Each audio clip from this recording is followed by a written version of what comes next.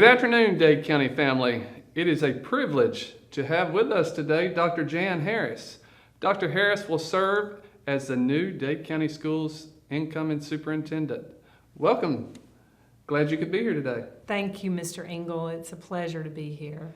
Could you just share a little bit of information about yourself and your experiences as a public educator? Sure, I'll be glad to. I have served as a math teacher at the middle school level, high school level, and then high school assistant principal, middle school principal, high school principal, superintendent. Wow. And I've taught a couple of classes at the college level. Nice. So as you have gathered information about the Dade County Schools, what is your vision, or what would you like to accomplish as you start to prepare to lead this school district? I reviewed numerous documents in preparation for my interview and application for this key leadership position, and I was incredibly impressed with what I found. Well, good. And I enjoyed visiting the campuses and seeing the well-maintained facilities, and it was evident to me that the people of Dade County support education and have been good stewards of the schools and the children, entrusted to their care. But as far as, my vision for Dade County schools, I think that is something that is to be developed with all of us. Sure. The leader of any organization represents the people, and so we forge that together. And I will tell you that I believe in very high standards, academic rigor, and caring, supportive environments for students. That's great. Those are key to any, whether it be a principal, assistant principal, superintendent, classroom teacher. Right. Providing that support.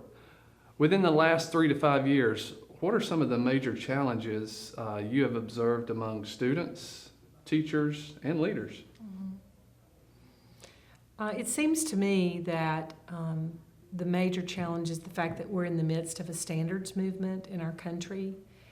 Everywhere I go, I hear teachers lament about testing and accountability and teacher evaluation and the number of mandates, if you will, that are just being placed upon each other.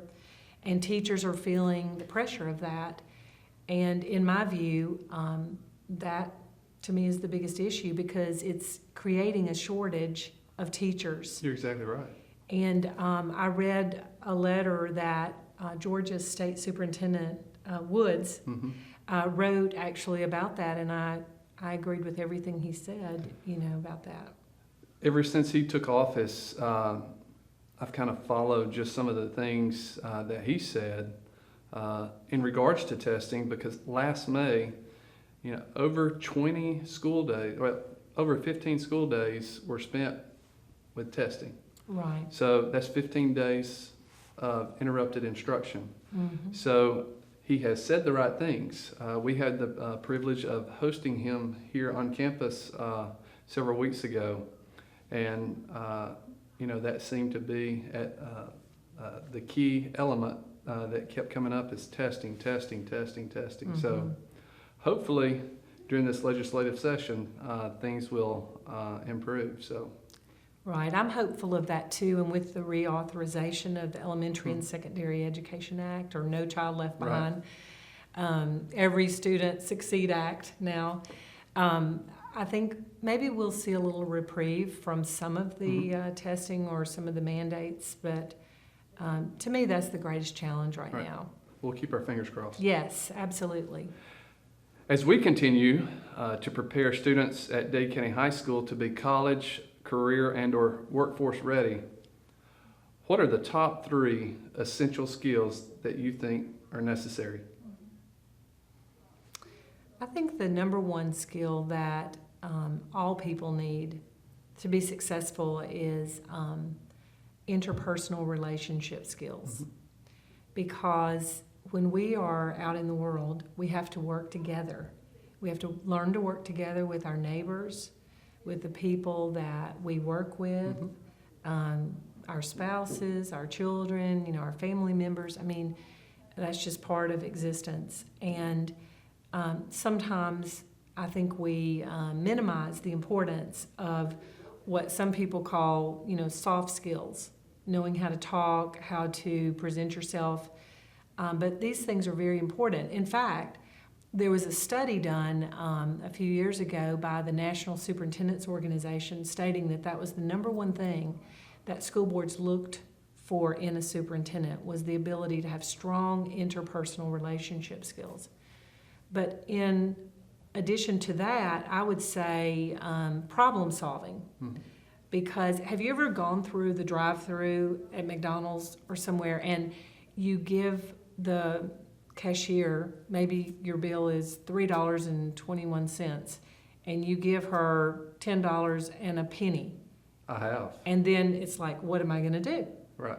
Or there's a problem and they just have this blank look like, well, that's not in the computer here. I mean, wherever we are, we have to learn how to solve problems. You're exactly right. That's the math teacher coming out in you. That's right. And for the third one,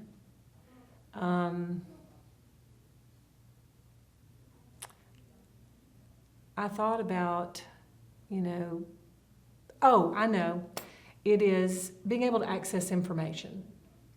Because one of my favorite authors, Alan November, he talks about how people are actually divided in the 21st century into two categories. People who can access information and people who cannot. Right. And so we're all bombarded with information. And if you don't know how to organize and manage that information, it's hard to be successful. You're exactly right. When I was in school, accessing information meant for me to possibly go to the library. Now it's, at our fingertips. Right. So it's very key. What is one thing that you would like the Dade County family know about you? What's one thing that you would like to let the family of this community know? Well, I tell everybody that what I want on my tombstone is teacher. And that's what I am. And I'm really honored to be a teacher because I believe that the ability to teach is a gift from God. I really believe that. And our teachers are special people. And I've been fortunate to use that gift in different arenas, as a math teacher, as a teacher of teachers when I served as a principal, and then as a teacher of principals when I served as a superintendent. So I see myself as a teacher. And the reason I'm a teacher is because I love young people. And I love being in the education arena and helping others. And so I guess that would be it. Well, good. I'm a teacher. And that's what I hope to do while I'm here is just work with people, our students, and helping them to learn. And I am a student also. I'm looking forward to learning. We all growing. are. There are things that I can learn from kids. Oh, me too. Every day. Especially if I go into the construction shop. They're teaching me Absolutely. how to do things. All right, last question. Several people may ask later on, since you are from Alabama, they may say, are you War Eagle or Roll Tide? Well, I have to tell you, I'm married to an Auburn graduate. So in our house, we're War Eagle. But we're supportive of Alabama when Alabama is not playing Auburn. Got it. So, we're proud for Alabama to have the national championship and represent our state, my former state. But at the same time, we're definitely War Eagle. Well, I can teach you how to say, go dogs. Okay. Go dogs. Sick 'em. Go dogs. Sick 'em. Sick 'em. I'll have to work on that. Again, thanks, Dr. Harris, for being with us today. We look forward to your visit. It's right around the corner. April 1st. Yes, so thank you very much for coming. Thank you.